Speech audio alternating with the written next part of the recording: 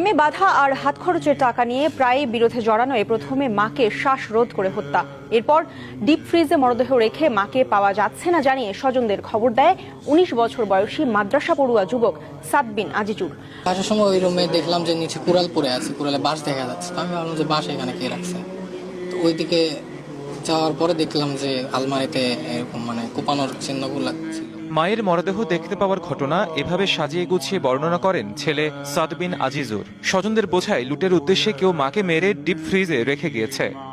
সিসিটিভির footage আর ছেলের দেয়া বর্ণনায় অমিল থাকায় জিজ্ঞাসাবাদ করা হয় তাকে।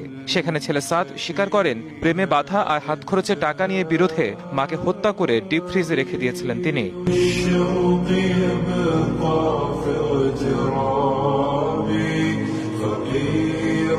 في الحياة من الصحاب